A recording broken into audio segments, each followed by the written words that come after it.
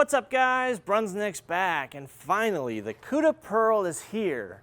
Now the new Cuda Pearl has ERT Pearl cover stock with hyperkinetic 22 technology for more length and more flip on the back end compared to the original.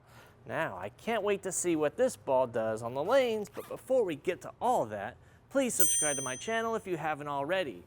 Now let's see this exciting throwback come back to life. All right. It's time for the Cuda PowerCor review. Now, it's been a while since the original Cuda come out. It's time for the Cuda Pearl. And of course, hyperkinetic 22 Pearl technology and the ERT. Original core, 047 diff, 250. Lower RG.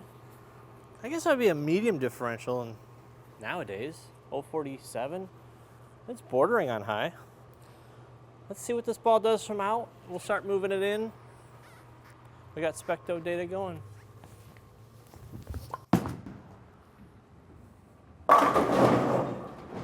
Splitting that rack in half. Playing it out, a little more behind it. Definitely play straighter angles with that kind of ball. All right. Now this might be, no oil to wipe off yet, one of the best looking balls in a long time. The color definition on this ball, and that's a lot thanks to hyperkinetic 22. It not only gives it more length, more flip, but makes the colors pop, gives them depth. It's because the resin is clear, more clear, so it takes less pearl to make these colors so you get more depth. All right, same spot. Got around it. Yeah.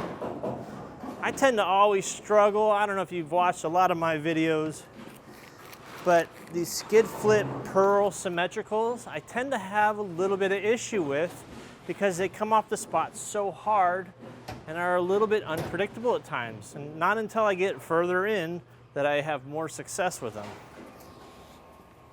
So, we're gonna do just that. We're gonna move 5 left from where we were and start moving in.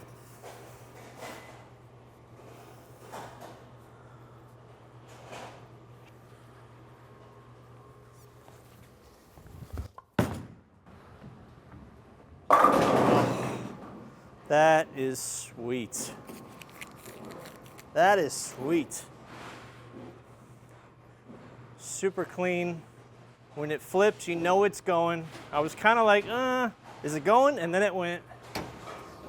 That is a good sign to see. Expect not a lot less from hyperkinetic. Let's stay there. Let's throw that same shot again. Let's see how this looks. Got around it more. All right. Falling off balance there. All right, leaked that one. Felt like I went a little further right with that one, but recovered nice. Looking pretty good from straighter angles, so we're gonna move 5 more. Start opening up the angles, so we'll start bringing the ball speed up, and I'll start getting around the side of it more to get it more flip.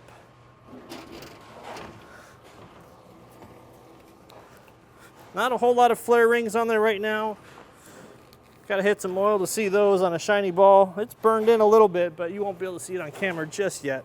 All right, now we're 10 left of where we started.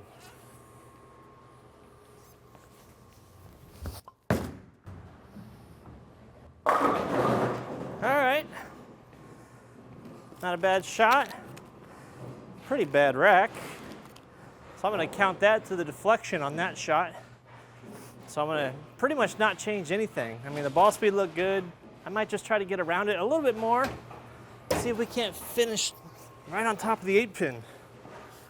I wanna see this ball come off the spot hard. That looks like a better rack. You guys ready to get crushed? There it is. All right. Might have got a little fast there. but still striking.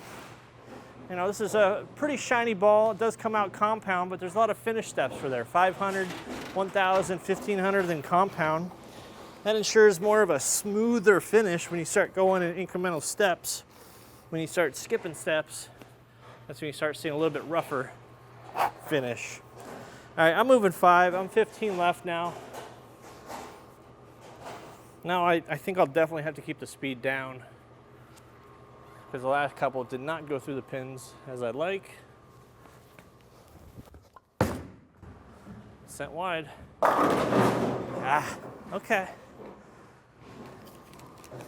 So the thing I'm noticing right now with the Cuda Pearl is, because it's pretty shiny, and by that means it's one of the shinier balls we come out with in performance line here, I'm starting to see it go down the lane just a little bit longer than I want before it flips. So without seeing the numbers, I'm guessing that the entry angle is going to be fairly low and the impact angle is going to be fairly high. That leads to a little bit more wrap 10s and some crazy pin action typically. But, you know, it's a symmetrical pearl, shiny. I always tend to have a little bit of issues with these.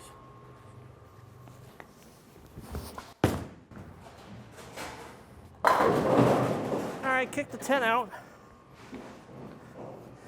Still though, you know, these shiny balls, I always have issues getting them through the pins out of box. So that's why you'll typically never see me throwing shiny balls like this out of box. I'll always hit them with some surface, because I am far better at keeping friction working rather than trying to create my own. I can delay the ball hooking. I have issues when I have to create that hook. All right, I'm just gonna move my eyes a little bit in, keep that same speed and tempo. Way in. Oh, that was a dirty carry right there. All right, so the ball comes off sideways when I do that. Kind of cool, not great for all that, but I'm kind of excited to see where that ball finished at the pin deck, because that one went through like, all right, had a little camera malfunction there, but we're back on. So now we're gonna move 20 left. So we're 20 left to where we began, 5 more from the last shot. I think I gotta be perfect here. You know, judging by the last few shots, you know, shiny ball, symmetric.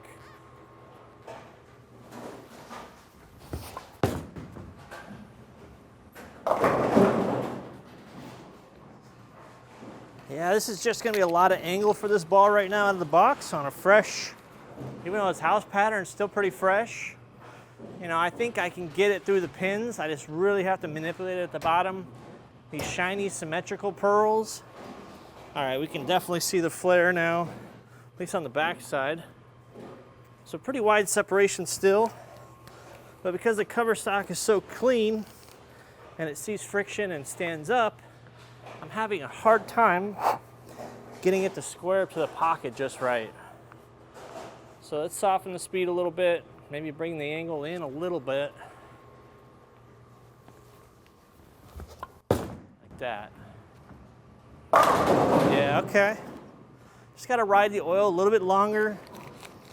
And maybe that's it. Maybe I've just been sending it too far to the right and it's been kind of using all of its energy before it gets through the pins, but that one was pretty good.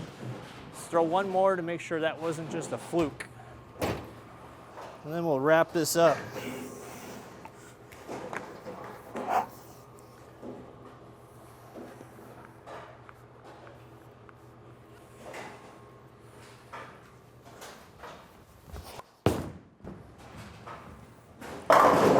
Yeah, that's it. That's the ticket. Play a little bit more of the oil line and come off it really hard. That's it for the Cuda Pearl with PowerCor, ERT Pearl cover stock, hyperkinetic 22 technology. You want to talk to your pro shop about this follow-up in the Columbia line. This is a throwback ball, throwback look, but not throwback performance. This ball is every bit as good as modern technology. It just has a cool look to it. For all of you that don't remember what the Cuda was, give it a few looks, watch some shows in the 90s. You might see it on some TV shows. But that's all for my review of the Cuda Pearl. So go check it out in your pro shops. Talk to you guys soon.